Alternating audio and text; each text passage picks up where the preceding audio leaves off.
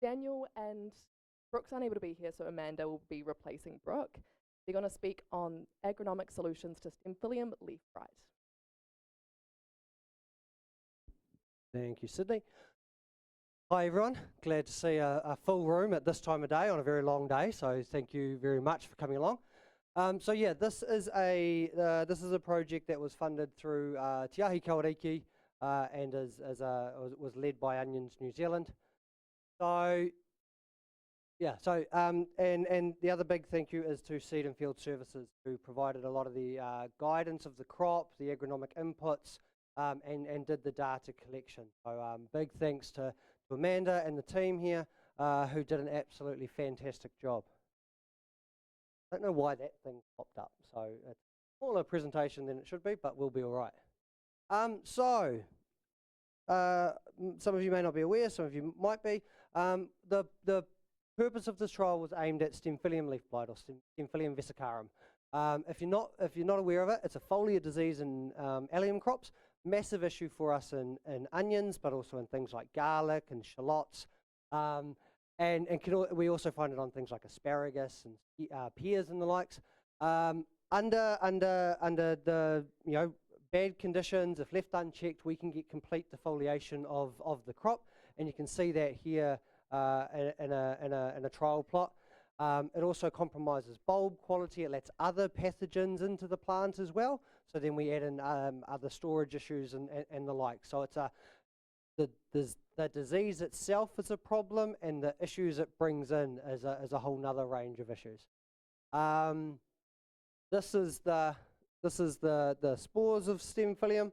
We're not going to talk about it today, but a part of this project has been part of this project has been evaluating the BioScout units to track spores in the air for Stemphylium. They're a really identifiable spore, so it makes it quite easy to use technology like that to ID it, and we've seen some really positive results. Stemphylium has been a big issue for onions for a number of years now, and what we've done in terms of this is we have thrown the kitchen sink at basically how do we control this pathogen from a crop protection point of view. And the reason why we did that is because Onions New Zealand is a levy-funded organisation, and the growers told us to, right? What we did is we started getting communications from the industry that crop protection wasn't working. What should be working wasn't.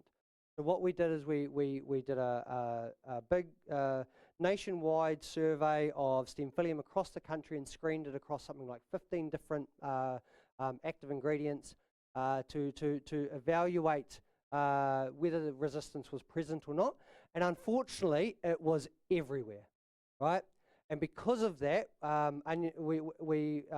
we did as an industry is Onions New Zealand, growers, the crop protection companies who manage their products, the agronomy services associated with the industry, sat down and we created a series of guidelines of how we're going to use crop protection to make sure we can keep utilising crop protection and protect our crops going forward.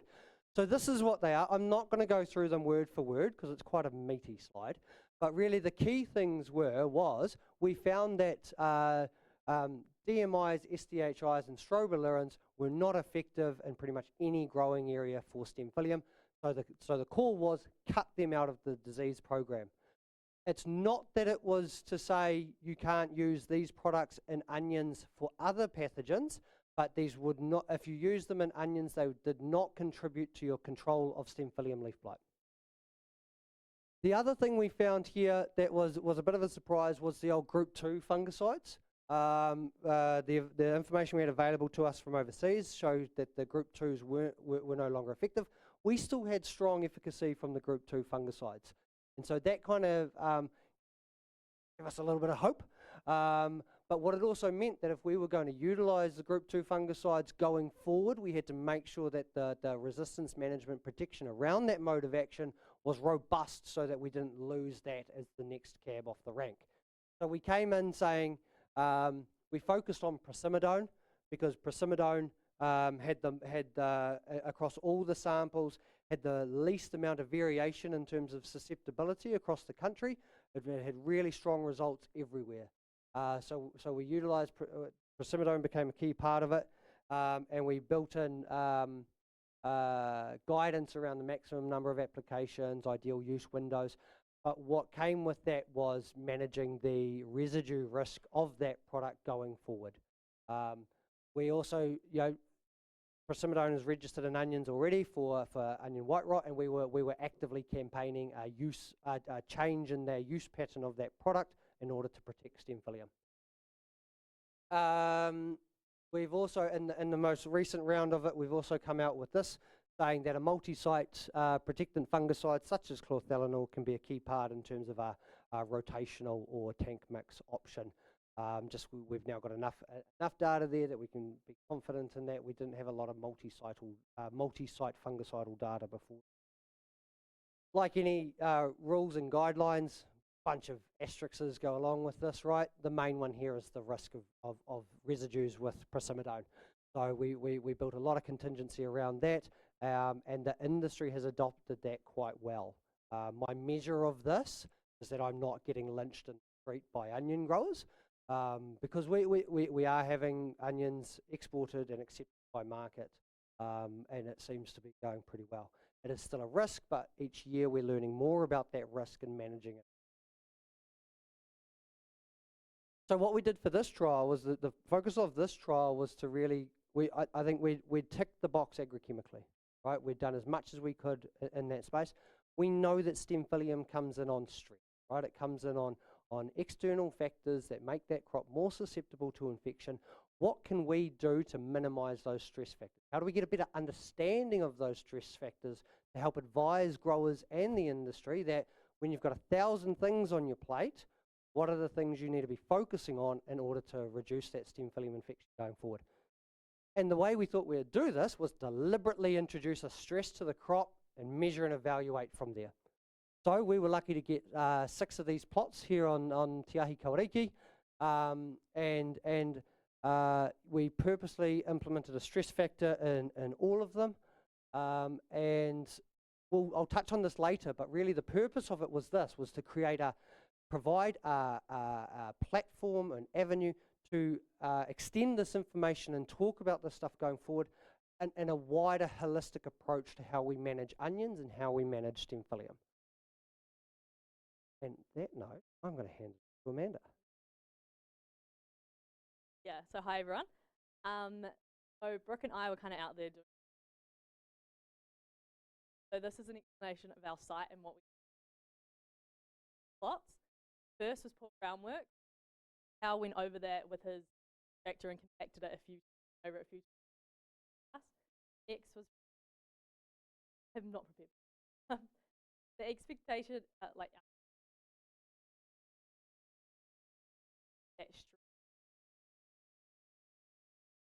insecticides. Now this, we did spray some insecticides, but it was later on once the numbers had increased. And then there was 4 nutrients. Talk about this, we were talking about front loading the nutrients. They're all on at the start before bulb development had started. Yeah, did start compared to all the other plots we were talking about. Next, fungicide. So this, no stem. Some others. Best practice is how you should do it theoretically.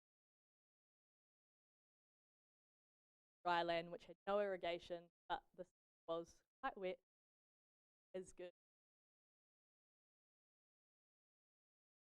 So how we measured these, each week we went out and we had lined plots that we decided, which was 5 plants in each of the plots, and we go to these 25 plants,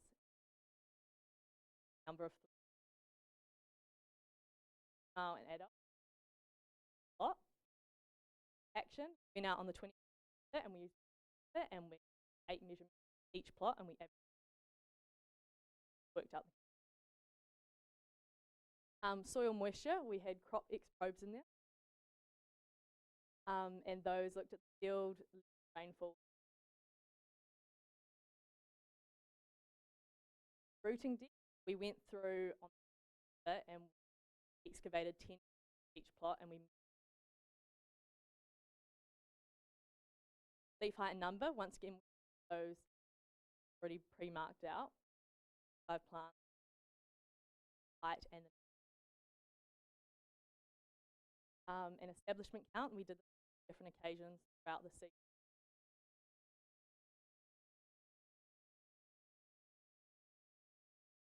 Bulb size. From mid-December, we went out there with calipers, 40 bulbs in a lot.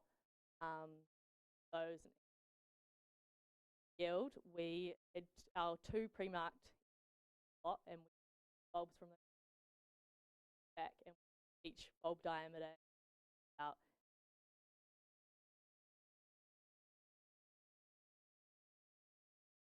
our fertilizer. The poor nutrient management, as you can see, we front loaded it all our nutrients on by the 5th year, compared to all the other plots. We spread that out a bit further, and we still had go. Now with compaction, that the poor groundwork was they had a very high PSI compared to the rest, which we think that worked. What was compacted, there was that limiting factor, and you can see with the rooting depth that poor groundwork had probably half the size of the roots compared to the house. So once again, that factor. This is the crop X data.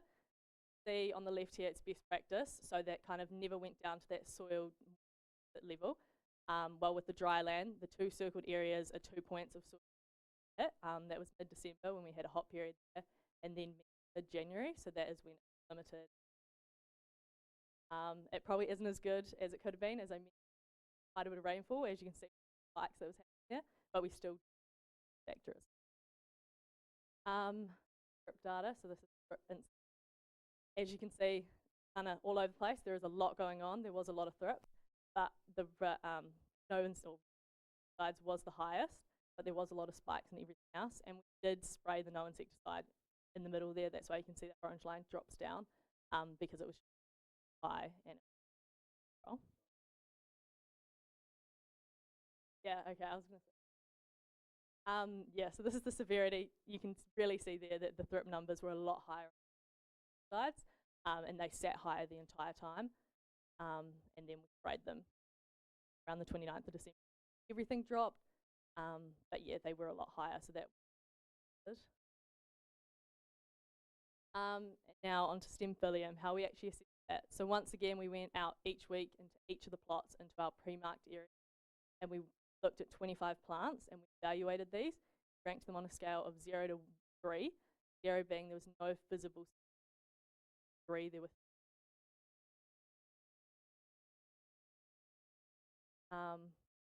able to assess Stemphylium.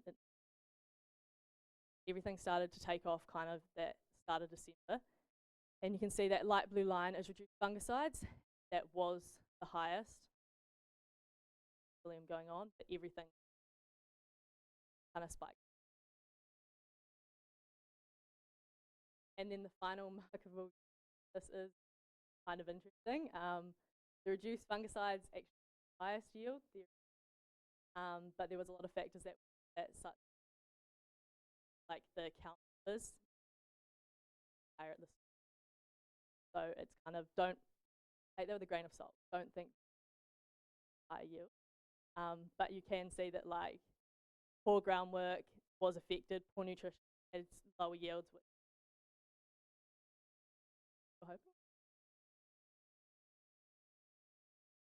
I think what we see here is a reflection of the stress that we tried to implement and the effect that that had on the crop, right? So we could tell from the PSI and the rooting result that we really impacted the growth of that crop. So to me it makes sense that with that reduction, with that stress, we see that reflected in the reduced yield. With the poor nutrition, again, we've withheld that nutrient. We had a lot of rainfall, so a lot of that wasn't available. We've introduced that stress, and we've seen the impact of that on the yield. The dry land, we've tried to introduce that stress. We've had introduced a bit of it, but because of the wet season, that stress hasn't impacted the crop to the same extent. The reduced insecticides, we've definitely introduced the thrips, but it hasn't, it has dropped it, but it hasn't dropped it completely. I think the key bits here is that and we'll dive into this in the next bit. But the best practice in the reduced fungicides, so the only difference there is the reduced fungicides in terms of what we did. All the other factors are the same. But what we think happened is, in terms of the development of the disease, it really came in later, right? It really came in when that crop was basically just towards the tail end. Most of the heavy lifting had been done, and so because of that, we don't think that the infection itself had a huge impact on yield. The other thing is, this isn't replicated work. This is demonstrationary stuff. So we can't, we're not here to say that one is statistically better than the other. It's really just, here are some of the trends that we are observing, and what could it mean?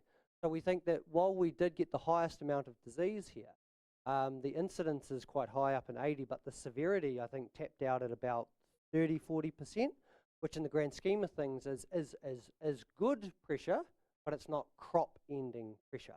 So we don't think that the actual late season Stemphylium infection ultimately had that bigger impact on the yield of the crop compared to some of the other agronomic stresses that we were implementing.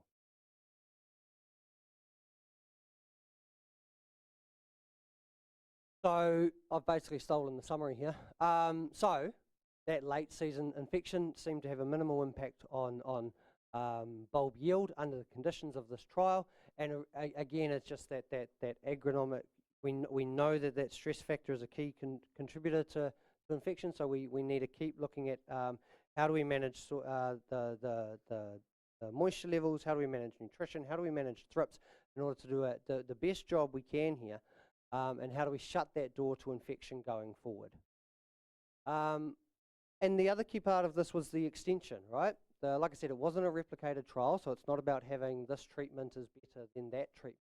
It provided a platform where we did monthly workshops from October through to February, where we had growers and advisors coming in, evaluating this crop, openly discussing what they were seeing and what it could mean.